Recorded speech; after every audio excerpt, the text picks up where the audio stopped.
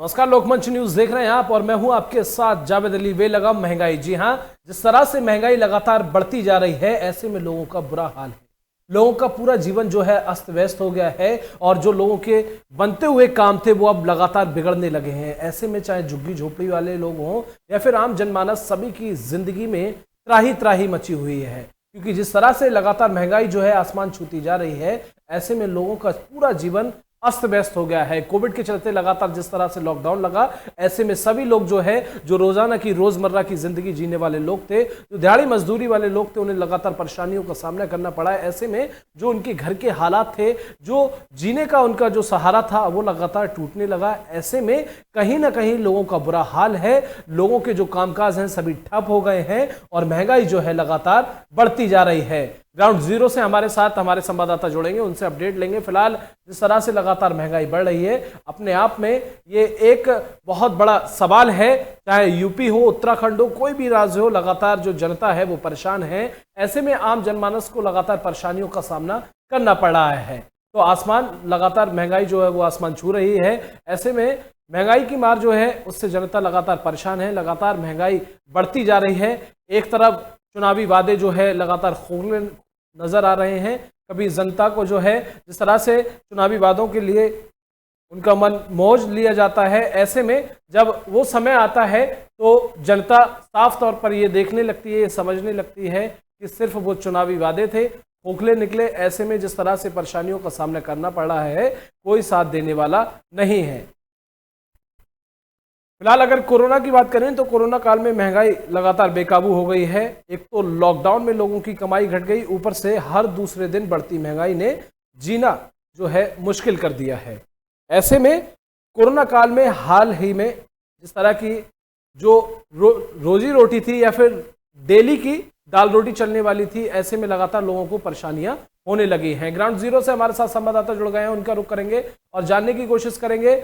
हमारे साथ ये जो तीनों जगह से, बुलंदशहर से और लखनऊ से, जिस तरह से हमारे साथ ये संवाददाता जुड़े हुए हैं, उनका रुख करेंगे। तो सबसे पहले हम लखनऊ का रुख करेंगे और आपसे जानने की कोशिश करेंगे कि अभी किस तरह के लखनऊ में हालात हैं महंगाई को लेकर, लोगों का क्या कुछ कहना है, किस तरह की परेशानियों का उन्हें सामना करना पड़ रहा है। जी, आपको बताते चले, महंगाई को लेकर लगातार हाहाकार मचा हुआ है। समाजवादी पार्टी आज तहसील से लगातार विरोध प्रदर्शन कर रही है। इस जगह प्रदर्शन भी कर रही है। लगातार महंगाई को लेकर सिलेंडर हाथों में लेकर विरोध प्रदर्शन किया जा रहा है। जिस तरह से महंगाई अपनी चरम सीमा से लगातार बढ़ती हुई हो गई है। आपको बता दें, लगातार कांग्रेस भी महंगाई को लेकर जमीनी स्तर पर उतरी है, लेकिन सरकार के ऊपर कहीं छू नहीं देखता हुआ नजर आ रहा है। बुलंदशहर का रुख करेंगे, जानने की कोशिश करेंगे क्या कुछ बुलंदशहर के हालात हैं और लोगों को किस तरह की परेशानियों का सामना करना पड़ रहा है महंगाई को लेकर, कोविड की किस तरह से हालात हैं। जी जावेद जी, आपको बता दें कि बुलंदशहर में इस टाइम महंगाई को लेकर जो गरीब आदमी है वो सड़कों पर है। और अगर जो कि आज पूरे प्रदेश में समाजवादी पार्टी महंगाई को लेकर जगह जगह सभी उत्तर प्रदेश में आके, अगर बात करें जिला बुलंदशहर की, तो 7 तहसीलों में धरना दे रही है। तो महंगाई जो है वो कहीं ना कहीं गरीबों पर अपनी मार दे रही है और गरीब आदमी जो है ज्यादातर महंगाई को देखते हुए बहुत ज्यादा दिख रहा है। जावेद जी, ऐसे में बात करेंगे, एक तरफ तो कोविड की जो तीसरी लहर है, ऐसे में यूपी की जो सूबे की सरकार है वो उसमें जुटी हुई है, उसे संभालने के लिए लगातार तैयारी की जा रही है, लेकिन कहीं ना कहीं महंगाई भी बढ़ती जा रही है। आम जनमानस का जीवन जो है अस्त व्यस्त हो गया है। रोजमर्रा की जिंदगी जीने वाले लोगों के बुरे हाल हैं। जी जावेद जी, आपको बता दें, कोरोना काल में जो दूसरी लहर थी वो देश के लिए बहुत ही घातक साबित हुई थी। वहीं सरकार तीसरी लहर जो कि डेल्टा प्लस का संदेश दे रही है कि वो जो तीसरी लहर होगी बच्चों पर घातक साबित होगी। तो जिसको लेकर बुलंदशहर की अगर हम बात करें तो बुलंदशहर में वैसे हालांकि जो कोरोना के हालात हैं वो लगातार गिरते नजर आ रहे हैं। जो कि फिलहाल के जो मौके रुझान है वो 22 केस जो फिलहाल बुलंदशहर जिले में एक्टिव केस हैं, इनका उपचार चल रहा है। अगर बात करें जनता की जागृति, तो जनता जो है वो कोरोना से बेखबर होती दिखाई दे रही है, मास्क जैसी चीज का पालन नहीं कर रही है। वहीं अगर पुलिस प्रशासन की बात करें तो पुलिस प्रशासन जो है लगातार जनता को समझा रहा है, संदेश दे रहा है कि 2 गज की दूरी में मास्क जरूरी का पालन करें, तीसरी लहर से सतर्क रहें, जो कि तीसरी लहर से देश के लिए बहुत ही घातक साबित हो सकती है। लेकिन बात करें स्वास्थ्य विभाग की, तो स्वास्थ्य विभाग या सरकार की तो तीसरी लहर को लेकर पूरी तैयारियां सरकार या स्वास्थ्य विभाग की है। ठीक है, मोहित का रुख करेंगे, अलीगढ़ से हमारे साथ जुड़े हुए हैं। मोहित, आपसे जानना चाहेंगे अलीगढ़ के क्या कुछ हालात हैं, जनता किस तरह से परेशान है और ऐसे में जनता को किन किन परेशानियों का सामना करना पड़ रहा है महंगाई को लेकर? देखिए जावेद जी, मैं बिल्कुल आपको बता दूं, देखिए अगर हम महंगाई की बात करें तो अलीगढ़ में महंगाई लगातार चलती है, चाहे वो किसी भी चीज की बात है। अगर डीजल पेट्रोल की बात करें तो अगर डीजल की बात करें तो 90 रुपए 11 पैसे पर डीजल पहुंचता है। पेट्रोल की लगभग कीमत 100 रुपए के आसपास पहुंच चुकी है। अगर देखिए सबसे ज्यादा जो अलीगढ़ का क्षेत्र है वो किसान क्षेत्र है, और किसान तक जो महंगाई है, हालांकि जो किसान का आलू है वो लगातार सस्ता बिकता हुआ 7 वर्ष में रहा है, लेकिन जो बाजार की महंगाई है वो कमर को महंगाई लगातार आंसू पूछे नहीं बिक रहे। यही कारण है कि लेकिन देखिए लगातार, क्योंकि जब बीजेपी सत्ता में आने से पहले थी तो लगातार ये महंगाई का विरोध करते हुए आए थे, लेकिन अब विपक्ष बीजेपी को लगातार घूमने में लगा हुआ है, चाहे वो समाजवादी हो, चाहे बसपा हो या कांग्रेस हो। महंगाई का मुद्दा लगातार सबकी जगह जगह विरोध कर रहे हैं। आज कांग्रेस आज जो समाजवादी के द्वारा आज आह्वान किया गया, हर एक तहसील स्तर पर जो भारी मात्रा में समाजवादी सेना है, अब पुलिस बोली सरकार को लगातार 2022 में और चुनाव होना है, इसलिए सरकार को लगातार कोशिश की जाएगी। तो महंगाई निकालने के लगातार बाजीगर में देखने को मिल रही है। यही कारण है कि कोई भी मौका नहीं पाया जा रहा। लगातार हमने अलीगढ़ में लगातार प्रक्रिया देखी जाती है, हमारे पर लगातार और आज भी लगातार हो रहा है। अगर हम कांग्रेस की बात करते हैं तो कांग्रेस हाथों में जमीन लेके, सिलेंडर लेके और मोटरसाइकिल गाड़ी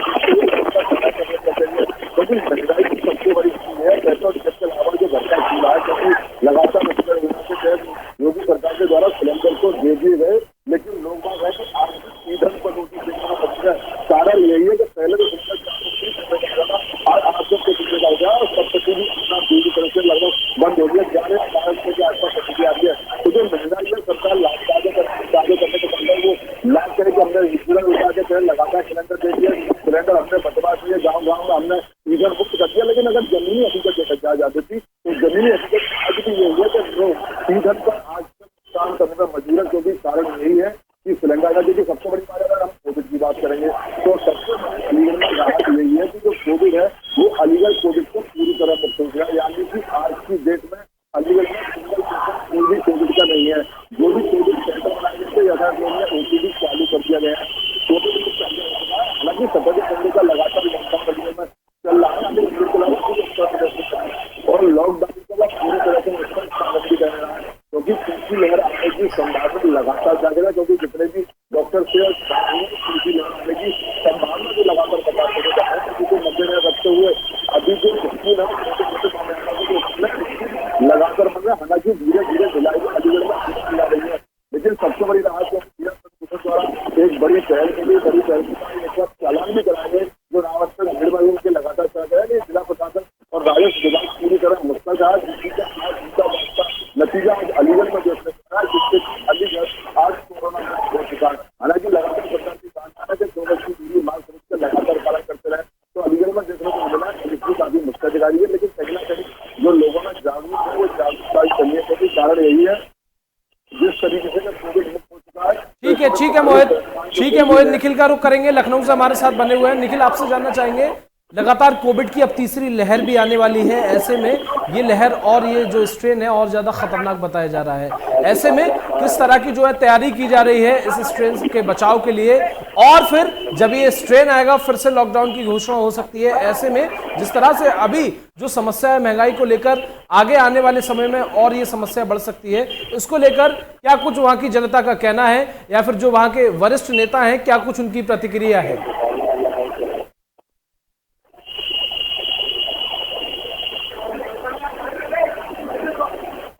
लेकिन आपको बता दें कि जी जिस तरह से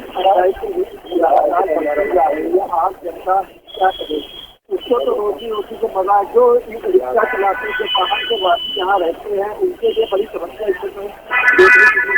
तो रोजमर्रा की कमाई का जरिया था, कोरोना में उनका भी जरिया छूट गया। अब कुछ लोग अपना जरिया कमा खा रहे हैं, तो उसमें भी जो 500 रुपये लेके जाते हैं और 200 रुपये में उनका सामान मिलता है, बाकी पैसे कहाँ खत्म हो जाते पता ही नहीं चलता है।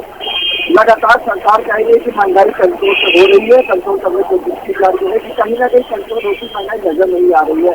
लगातार समाजवादी हो या कांग्रेस हो, सब जमीन पे उतर के विरोध प्रदर्शन कर रहे हैं। आपको बता दें स्मृति ईरानी हाथों में सिलेंडर लेके महंगाई को लेके कई सरकारें लेकिन महंगाई कहाँ है ये देखने को कहती चली जा रही है, लेकिन कम होने का नाम नहीं ले रही है। लगातार आम जनता की बात करें तो आम जनता बढ़ने में कहती चली आ रही है। जी ठीक है, कदीम का रुख करेंगे। कदीम, आपसे जानना चाहेंगे किस तरह से कोविड-19 के बचाव के लिए थर्ड जो वेव है आने वाली है उसको देखते हुए क्या कुछ बचाव की स्थितियां की गई हैं, क्या कुछ बचाव को लेकर तैयारियां की गई हैं, और ऐसे में आम जनमानस को जो महंगाई बढ़ रही है क्या कुछ परेशानियों का सामना करना पड़ रहा है, क्या कुछ जनता का कहना है, चूंकि विधानसभा चुनाव भी नजदीक है। जी जावेद जी, आपको बता दें जैसे कि तीसरी लहर के बारे में अभी आपने पूछा, तो तीसरी लहर जो आने वाली है, जो सरकार एक संदेश दे रही है तीसरी लहर आने वाली है और वो दूसरी लहर से भी ज्यादा जहाँ तक होगी। तो आपको बता दें कि बुलंदशहर स्वास्थ्य प्रशासन ने पूरी तैयारी कर ली है तीसरी लहर से लड़ने के लिए। वहीं पुलिस प्रशासन भी पूरी तरह से सतर्क है तीसरी लहर से लड़ने के लिए। अगर बात करें ईंधन की महंगाई की, तो चाहे वो समाजवादी पार्टी हो या कांग्रेस पार्टी हो या आम आदमी पार्टी हो या पार्टी हो, विपक्ष की कोई भी पार्टी हो, सभी पार्टी ऊपर तक इसका विरोध कर रही है और समय समय पर 4 तहसीलों पर धरना दे रहे हैं, समय समय पर सरकारी कार्यालयों पर सभी पार्टियां धरना दे रही हैं महंगाई को लेकर। वहीं अगर बुलंदशहर में भी बता दें तो डीजल के दाम है वो 90 के पार है, पेट्रोल के दाम है वो 100 के पार हो चुके हैं और लगातार इस महीने में भी कई बार बढ़ोतरी पेट्रोलों के दामों पर हुई है। तो कहीं ना कहीं जो आम आदमी है, किसान आदमी है, ग्रामीण क्षेत्रों के जो किसान है वो लगातार, क्योंकि बारिश भी नहीं हो रही है और पानी की भी जरूरत है खेतों के लिए, तो जागृति देखने को ये मिल रहा है कि गरीब जो आदमी है वो महंगाई से लगातार इसकी कमर टूट रही है। आगे जो है वो पहुंचे से पहुंचे नहीं जा रहे हैं गरीब आदमी के, किसानों के। तो जो सरकार जो द्वारा जो ये महंगाई बढ़ रही है वो कहीं ना कहीं देखा जा रहा है कि गरीब आदमी पर इसकी लगातार मार जो है वो लग रही है। जागृति मोहित का रुख करेंगे, मोहित जानने की कोशिश करेंगे, कल केंद्रीय सरकार ने जो केंद्रीय कर्मचारी हैं उनके लिए एक बड़ा तोहफा दिया है। जो उनकी भत्ता बढ़ोतरी थी पहले 17% थी, अब उसे 28% तक कर दिया गया है। लेकिन ऐसे में जो केंद्रीय कर्मचारियों का भत्ता तो बढ़ा दिया गया, लेकिन जो आम जनमानस हैं जिनके पास कामकाज ही नहीं है, जो कामकाज था वो कोविड की वजह से ठप हो गया, ऐसे में जो एजुकेटेड लोग हैं उनकी क्या कुछ प्रतिक्रिया है, जो अभी बेरोजगार हैं उनकी क्या कुछ प्रतिक्रिया है इस पर? देखिए, बेरोजगारों की बात करें तो लगातार बेरोजगार ये कह रहा है कि बेरोजगारी खत्म करने का वादा करके आए थे जनाब। आप बेरोजगारी खत्म करने का वादा कर रहे थे, चाहे जितने युवा हों या जितने भी यूथ हों, उनसे जब बात करते हैं उन्होंने कहा जब सरकार बहुमत में आई थी तो उन्होंने सबसे पहला वादा किया था हम गड्ढा मुक्त करेंगे, हम बेरोजगारी मुक्त करेंगे। लेकिन बेरोजगारी कहाँ मुक्त हुई? क्योंकि लगातार देखने को यही मिल रहा है, क्योंकि कोविड काल में हमने लगातार देखा कि जितने भी जो रोजगार वाले श्रमिक भी थे उनकी कहीं की फैक्ट्रियां बंद हो गई। फैक्ट्रियां बंद करने के बाद में जितनी फैक्ट्री थी अगर वहां खुला तो आधे से कम स्टाफ को बुलाया गया और बहुत सारी, यानी साफ तौर से यही है कि केंद्रीय सरकार द्वारा उन भत्ता जो बेरोजगार हैं उनके तरफ कोई भी कार्यकाल नहीं किया, क्योंकि लगातार देखने को, क्योंकि बेरोजगार की जो हमने लॉकडाउन है, लॉकडाउन की तस्वीर हमने देखी, चाहे वो लॉकडाउन फर्स्ट हो, जिस तरीके से लोग जो झाड़ी मजदूर थे वो पैदल कर करके वो अपने घर पे गए, कई की रास्ते में डेथ हो गई, कई बच्चों को गोदी में लेते हुए जा रहे थे। अब दूसरी लहर में भी देखने को मिला कि अधिक की ऑक्सीजन की किस तरह लगातार कमी देखने को मिली। तो लगातार बेरोजगारी अभी तक बढ़ती हुई साफ तौर से देखी जा रही है, क्योंकि विपक्ष भी लगातार यही कह रहा है ऊपर से तो ये महंगाई और फिर बेरोजगारी, क्योंकि आज की डेट में ऐसी महंगाई के बीच छोटी मोटी जॉब पूरा परिवार पालने में असम साफ तौर से दिखाई दे रही है, क्योंकि लगातार महंगाई बढ़ती हुई जा रही है। महंगाई के कमर तोड़ रेट है, चाहे वो सरसों के तेल की बात करें या रिफाइंड की बात करें, रिफाइंड लगभग 200 रुपए, सरसों का तेल, कुल मिलाकर यह है जादू जी अगर महंगाई बिल्कुल अपनी चरम सीमा पर पहुंच गई है। धान का सीजन है, किसान लगातार धान खेत में लगा रहा है, धान के लिए सबसे ज्यादा पानी की जरूरत होती है और पानी अभी तक बारिश हो रही नहीं, तो पानी मोस्टली जहाँ समर है वहाँ किसान आसानी से भर लेता है। लेकिन आज के देहात में अगर देखा जाए तो बहुत से इंजन से आज ही पानी निकाला जाता है, लेकिन इंजन डीजल के भाव 90 पार, तो आखिर में किसान की मार किस तरीके से गुजरी है ये आने वाला वक्त बताएगा, क्योंकि लगातार हमने किसान आंदोलन की तस्वीर भी देखी, कोरोना की भी तस्वीर देखी। अब देखिए आने वाला वक्त बताएगा कि आखिर जो महंगाई के परेशान जो जनता है, जो जनता सरकार को चुनती है, जनता चुन के उनको अपना प्रतिनिधि बनाती है, उसके बाद में वो हाँ, जनता बिल्कुल से सही, रिपोर्ट लेते आपने हैं। बिल्कुल सही कहा मोहित, क्योंकि जिस तरह से विधानसभा चुनाव नजदीक है, ऐसे में कहीं ना कहीं जनता को ये तो समझ में आ गया है कि ये जो चुनावी वादे किए गए थे पहले ही, जिस तरह से पहला जो स्ट्रेन आया था कोरोना का, उसे देखते हुए जो चुनावी वादे क्या कहा जा सकता है, जिस तरह की जनता की लैंग्वेज में, जनता की भाषा में, कि वो सारे वादे जो थे वो खोखले निकले। ऐसे में अब जनता को कहीं ना कहीं हद तक ये समझ में आ गया है, जिस तरह से रोजमर्रा दिहाड़ी मजदूरी वाले जो लोग थे, आम जनमानस थी, पूरा जनजीवन उनका अस्त व्यस्त हो गया है। जो रोजाना 500 रुपए 300 रुपए का काम करते थे, अब उनके हाथों से कहीं ना कहीं वो काम भी छिन गया है, जिन्हें अपने परिवार का पालन पोषण करना बहुत भारी पड़ा है। ऐसे में कहीं ना कहीं तो जनता ने अपना दिमाग सेट किया होगा कि आगे आने वाले समय में हमें क्या कुछ करना है। देखिए, बिल्कुल इसमें कोई बुराई नहीं है। जनता, एक्चुअली जो जनता है, अब आने वाला चुनाव है, तो कहीं ना कहीं चाहे वो बेरोजगारी का मुद्दा हो, कोविड काल में पीड़े हो, क्योंकि हमने लगातार, हम अलीगढ़ की तस्वीर अभी बात करना चाहते थे, ऑक्सीजन की कमी से बहुत सारे लोग मरे। हालांकि डीएम चंद्रशेखर सिंह उसको लगातार छिपाते रहे कि 5 मरीजों की मौत हुई है, 10 मरे हैं, 11 मरे हैं। लेकिन अगर शमशान की अगर हम बात करें तो शमशान में 100 से अधिक जो मेन शमशान अलीगढ़ का, वहाँ बोरिया जलती हुई 7 वर्ष लगाई, और आज भी उस शमशान में कुछ ऐसी अस्थियां रखी हुई हैं जिनका अभी तक की लोग लेके उनका विसर्जन तक नहीं किया गया। तो मामला यही है कि क्योंकि अब 2022 का चुनाव जल्दी है, किसान आंदोलन, और यही कारण ये भी है कि महंगाई को लेकर जहां विपक्ष है, विपक्ष लगातार सवाल निशान खड़ा करता हुआ जा रहा है। बिल्कुल, आज समाजवादी के आह्वान किया गया, इसी के मद्देनजर रखते हुए हर तहसील पर समाजवादियों का धरना प्रदर्शन है। हालांकि वहां पर पुलिस फोर्स का प्रॉपर इंतजाम किया जा चुका है। तो साफ तौर से यही है, सरकार की नाकामी और सरकार की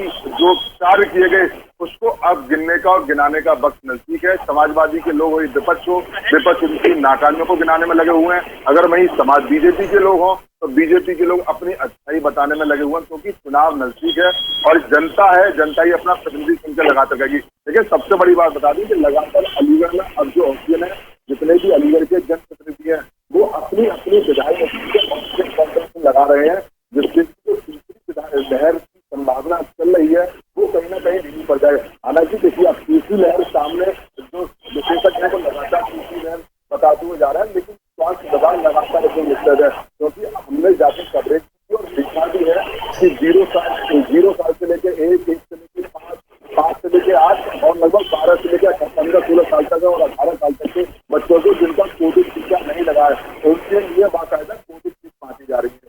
पूरी स्वास्थ्य विभाग की चाहे वो आशा है, स्वास्थ्य विभाग की गाँव जाकर बच्चों का पूरा निगरानी लगी हुई है।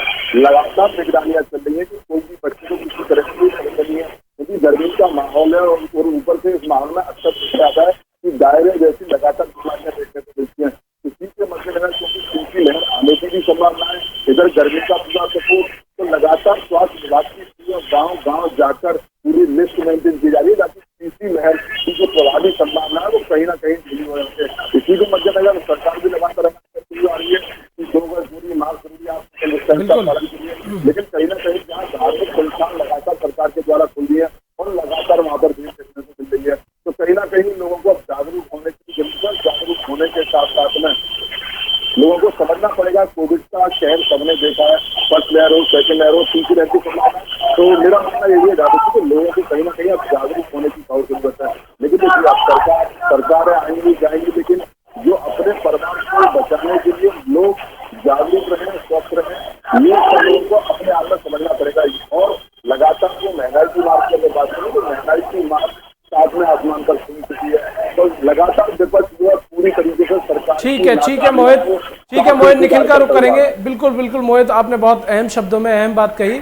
निखिल का रुख करेंगे, निखिल से जानने की कोशिश करेंगे, जिस तरह केंद्रीय कर्मचारियों को तो भत्ता उनका बढ़ा दिया गया, लेकिन ऐसे में जो आम जनमानस है, जो लोग दिहाड़ी मजदूर वाले, झुग्गी झोपड़ी वाले लोग हैं, ना तो उनकी जिस तरह से महंगाई बढ़ रही, ना उसमें कोई कटौती हुई, ना कोई छूट दी गई किसी तरह की, तो ऐसे में उन लोगों का क्या कहना है, या फिर जो लोग बेरोजगार हैं उनकी क्या कुछ प्रतिक्रिया है इस पर? जी, आपको बताते चले जिन लोगों का रोजगार छूट गया है कोरोना काल में, वो तो घर पर बैठे हैं, और जो रोजगार कर रहे हैं तो वो पूरे परिवार का पालन पोषण कैसे कर नहीं सकते। तो कहीं ना कहीं सरकार को इस पर हस्तक्षेप करना चाहिए, और जो बेरोजगार बच्चे कहीं ना कहीं कुछ व्यवस्था करनी चाहिए जिससे वो अपना परिवार। लेकिन ये सब देखने को अभी मिल नहीं रहा है। अब आगे वाले चुनाव होने वाले हैं, 5 राज्यों में चुनाव होना है। अब देखने वाला ये से होगा, सरकार सत्ता में जब आई थी तो उसमें वादा किया था महंगाई अहम मुद्दा लेकर कोई भी सरकार उससे चुनाव जीतती है। अब की बीजेपी पहली बार जीतती है तो उसने चुनाव में महंगाई को लेकर ही वादा किया था, महंगाई को लेकर ही जीती। लेकिन अब महंगाई किस तरह अपने भाव के ऊपर चली गई है, इसको देखने को मिल ही रहा है लगातार जनता को। अब आम जनता की बात करें, आम जनता तो कहती है कि हम तो भैया बहुत परेशान है, हम तो कहा कि कमाई का जरिया टूटकर कोरोना से दूसरी लहर ने ऐसे लोगों को जब को बाहर निकाल दिया है। अब तीसरी लहर आने वाली है तो कहीं ना कहीं जनता के मन में भय भी है और कहीं चिंता भी है कि कहीं ना कहीं तीसरी लहर आएगी, फिर से लॉकडाउन लग जाएगा तो हम अपने परिवार को कैसे पालेंगे। बिल्कुल बिल्कुल। कदीम का रुख करेंगे बुलंदशहर से हमारे साथ जुड़े हुए हैं। कदीम, आपसे जानने की कोशिश करेंगे कि जिस तरह से जो जनता है लगातार दुखी है, परेशान है, और अब जनता का मूड क्या कुछ कहने पर उतारू है, क्या कुछ कहने पर जनता उतर आई है इस परेशानी के बीच, क्या कुछ प्रतिक्रिया है? ऐसे में विपक्ष जो है वो कहीं ना कहीं राजनीतिक रोटियां जो है लगातार अपनी सेकने पर लगा हुआ है, तो विपक्ष की तरफ से क्या कुछ प्रतिक्रिया इस पर आई है महंगाई को लेकर? जी जावेद जी, आपको बता दें कि जो जनता जो है वो कोरोना की पहली लहर भी जनता ने देखी, कोरोना की दूसरी लहर भी जनता ने देखी जो कि बहुत घातक साबित हुई। अब तीसरी लहर की बात करें तो तीसरी लहर की भी जनता जो वो इंतजार कर रही है। तो जनता जो है जो 2022 में विधानसभा का चुनाव है, भारतीय जनता पार्टी से नाराज नजर आ रही है और जनता का सीधा कहना है, चाहे विपक्ष पार्टी हो, कांग्रेस पार्टी हो, आम आदमी पार्टी हो, समाजवादी पार्टी हो या कोई भी पार्टी हो, विपक्ष या जनता हो, सीधा कहना है कि 2022 में हम जो कि सरकार को एक मुंहतोड़ जवाब देंगे भारतीय जनता पार्टी को।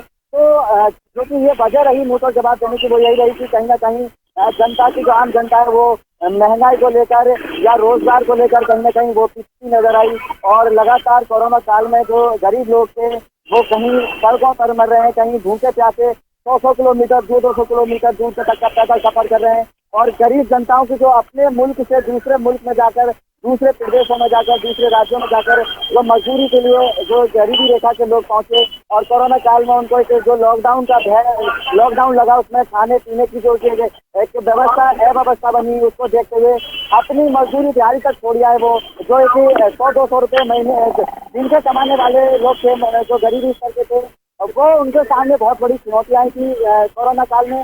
तो अब उन्होंने जनता ने जो गरीबी रेखा की जनता है या विपक्ष ने उनका अपना मूल्य बना लिया है कि 2022 में विधानसभा का चुनाव है, उसमें जो गरीब जनता है, मजदूर लोग हैं, गरीब लोग हैं, गरीबी रेखा से नीचे लोग हैं, सभी ने मूड बना लिया है कि 2022 में विधानसभा का चुनाव है। हालांकि जो अभी जो जिला पंचायत सदस्य के चुनाव हुए तो उसमें भारतीय जनता पार्टी की भारी जीत हुई, लेकिन जावी जी कहीं ना कहीं जनता का ये कहना भी है कि 2022 में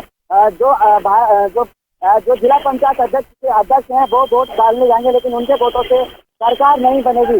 2022 में जनता वोट करेगी और सही एक नेता चुनेगी देश के लिए। तो जनता का सीधा कहना है कि 2022 में जनता का वोट होगा विधानसभा का और जनता एक अच्छा नेता चुनेगी, अच्छी पार्टी चुनेगी, जिससे फिर जो एक रोजगार का स्तर, गरीब आदमी का स्तर या महंगाई की जो बढ़ती है मार है या जो गरीबों के जो आंसू आज निकल रहे हैं, जो उनको किसी के द्वारा नहीं पहुंचा जा रहा है, उनके कर्ज को नहीं देखा जा रहा है, तो कहीं ना कहीं जो गरीब लोग हैं वो सीधा तौर पर 2022 का चुनाव का इंतजार कर रहे हैं और 2022 में वो इस सभी चीज का जो कि इन पर महंगाई की मार हो या गरीबी की मार पड़ी या लॉकडाउन में लेकर रोजी रोटी पर जो संकट पड़ा हुआ है, चाहे वो शिक्षक हो, अगर स्कूलों की भी बात करें तो शिक्षक भी अब जो कि गरीबी रेखा में आ चुके हैं, शिक्षक भी अब गरीबों में ही गिनती है उनकी भी, उनके हाथों में भी कटोर आ गए। तो सभी वर्ग के लोग अब एक साथ मिलकर 2022 के चुनाव का इंतजार कर रहे हैं और 2022 में सभी शिक्षक या स्कूल प्रबंधक या गरीबी रेखा के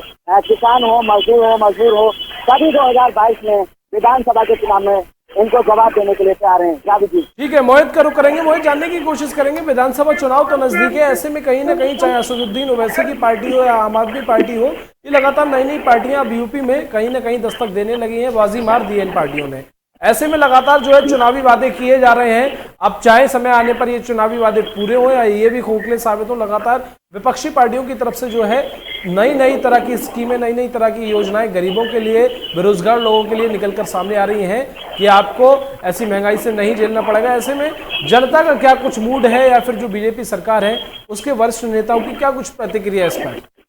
देखिए जावेद जी, मैं बिल्कुल आपको देखिए सबसे बड़ी बात बताऊं कि देखिए जनता जो है आगे वाले चुनाव का भविष्य तय करेगी कि आगे मुख्यमंत्री कौन आएगा। ये अभी तक दावे नहीं किए जा सकते कि सरकार समाजवादी की बनेगी या बीजेपी की, क्योंकि अभी तक पार्टी अगर सत्ता में अगर बीजेपी है तो जवाबदेही सारी बीजेपी की यूं बनती है, क्योंकि विपक्ष लगातार महंगाई को लेकर सवाल लगा रहा है। अगर हम बीजेपी लोगों की बात करें तो बीजेपी लोगों का साफ तौर से यही कहना है कि हमने ब्लॉक प्रमुख और जिला पंचायत चुनाव में रिकॉर्ड तोड़ जीत हासिल की है, आने वाली सरकार भी हमारी बनेगी। हालांकि उनकी अगर बात बताया तो मैं तो बीजेपी के कार्यकर्ताओं से मेरी बात हुई, मेरे साथ हुआ कोविड काल में जिस तरह लोग परेशान हुए उस तरह हमारी सरकार के द्वारा फ्री खाद्यान्न लगातार गाँव में वितरित किया गया, जिससे कि कोई भूखा न रहने की कोशिश की जाए। लेकिन विपक्ष, क्योंकि आगामी चुनाव है, लेकिन अगर सबसे बड़ा अगर कोई विपक्ष है तो वो समाजवादी पार्टी, तो समाजवादी पार्टी कोई भी मामला बुलाने से तुरंत बाहर नहीं आती, चाहे वो जिला पंचायत चुनाव के ले लें या ब्लॉक प्रमुख के ले लें।